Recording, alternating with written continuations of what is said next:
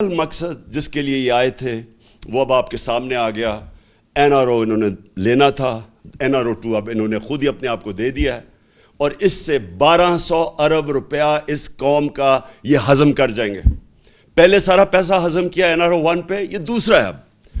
और फिर जो दूसरा मसला ये है कि पाकिस्तान को जिधर ये लेके जा रहे हैं अब, मुझे खौफ है कि ये उस तरफ जा रहा है जिधर श्रीलंका पहुंच गया है।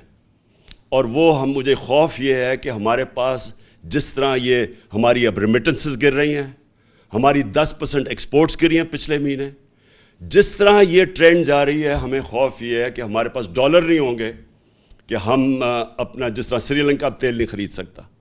आपको पता होना चाहिए कि जब हम आए थे, जब इन्होंने नो कॉन्फ्रेंस किया था तो डॉलर 178 रुपए का था, आज वो 208 रुपए पे पहुंच गया। और ये सिर्फ और सिर्फ अब इनके पास एक रास्ता है कि ये किसी तरह अमेरिकनों के पास अब जाएंगे और उनके पैर पकड़ेंगे।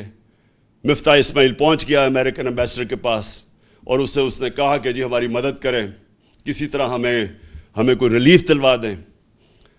तो मिफ्ता इस्माइल और शहबाज शरीफ को मैं ये कहना चाहता हूँ कि देखें, ये जो अमेरिकन हैं इनकी एक बड़ी इनकी फ़िलॉसफी है, वो ये है कि there is no free lunch.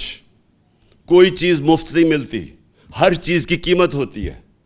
तो जो वो कीमत आपसे वसूल करेंगे वो हमें खदशा है, वो हमारी सॉवरेंटी की कीमत होगी, वो हमारी हकीकी आज़ादी की कीमत ली जाएगी। और उस कीमत, वो जो कीमत है वो अभी से नज़र आना शुरू हो गया कि ये तैयार हो गए वो कीमत देने के लिए। बिलावल भुट्टो ने कहा कि जी हिंदुस्तान से हमें ताल्लुकात अच्छे रखने चाहिए, हम भी अच्छे रखने चाहते थे हिंदुस्तान से ताल्लुकात। लेकिन जब उन्होंने 5 अगस्त 2019 को कश्मीरियों की स्टेटहुड ली, जब उन्होंने जो कश्मीरियों को वो जो आर्टिकल उनका 360 जो भी आर्टिकल था वो ख़त्म किया, जब उन्होंने उनका स्टेटस लिया, वो याद रखें वो यूनाइटेड नेशन सिक्योरिटी काउंसिल्स की रेजोल्यूशन की खिलाफ वर्जी थी, इंटरनेशनल लॉ तोड़ा, तो तब हमने उनसे रिश्ता तोड़ा। हमने भी कोशिश की तब, उससे पहले दोस्ती की।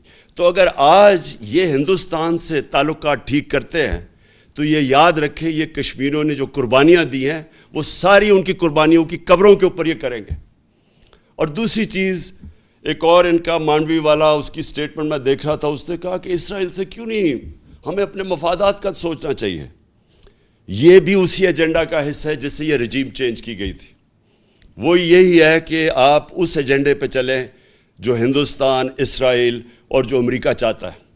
और वो एजेंडा वो है जो हमारी सॉवरेंटी, हमारी आज़ादी के ख़िलाफ़ है, जिसकी वजह से ये सारी जद्दोजहद थी पाकिस्तान की, जो हमारे लीडर कायदे आज़म ने जो इस मुल्क को बनाने की, वो क्यों बनाया था, हम क्यों आज़ाद हुए थे।